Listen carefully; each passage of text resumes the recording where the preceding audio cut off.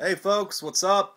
It's Kevin, aka Big K Horror, and tonight I just want to do a quick overview of a collection of mine of Italian horror films because I'm feeling a little bit Italian tonight, and there's a particular director's work I want to showcase off. I have him in my collection, and that is of Lucio Fulci. And he's a badass Italian director, very good staple of the horror genre, as well as the gore factor too. His movies are well known and well renowned for their atmosphere, their dread, their just the work of it itself, along with the unprecedented amount of gore in them. So anyway, so I'm gonna get carried away with this, and I'm doing this all also with one hand, so I want to try to do this as easy as possible. But the first one I'm going to show off is his film, Don't Torture a Duckling. As you can see, and here is the back of it. Okay, the next one I'm going to showcase is his seminal classic hit that's just simply titled Lucio Fulci Zombie. See with the ghoul right there, one of my favorites. And this is the back of it. Alright, next one. This one's actually technically my favorite film of his. It's just over-the-top gory, which really did something to me as a child. And the atmosphere in it is dead on, okay? And that film is City of the Living Dead. Okay? Badass film. There's some of the shots of the movie there. Alright, the next one is another one of his classics that even Quentin Tarantino re-released onto video and, in limited release theaters back in the early 2000s, I believe. And that is The Beyond.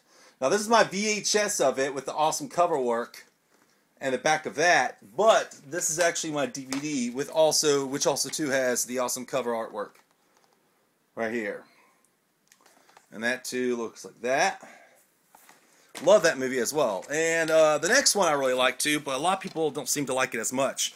And that is The House by the Cemetery. Dig this movie a lot. Okay.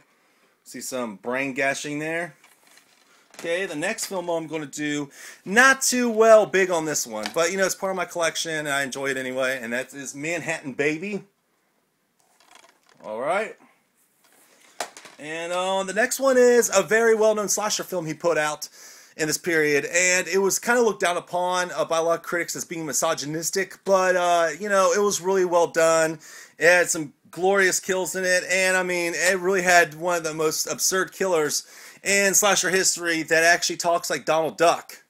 And that's not a joke, that's for real, guys. For show, okay? That film is The New York Ripper. Alright? Awesome cover, and this is the back of it. Nothing too special, but still a cool DVD. Okay, the next film of his is not quite horror, but it can fit into horror because it does have fantasy, magic, sorcery, and zombies and gore in it as well. And that film is this glorious artwork here, Conquest.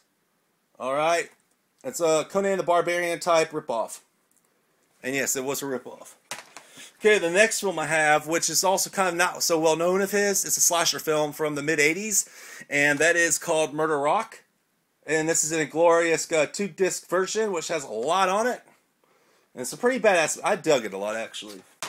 The last but not least of my collection is a very seminal, well-known later classic of his, although it is kind of a hodgepodge of a mess, but it's a gore masterpiece. And that film is Cat in the Brain, which also has a kick-ass DVD artwork.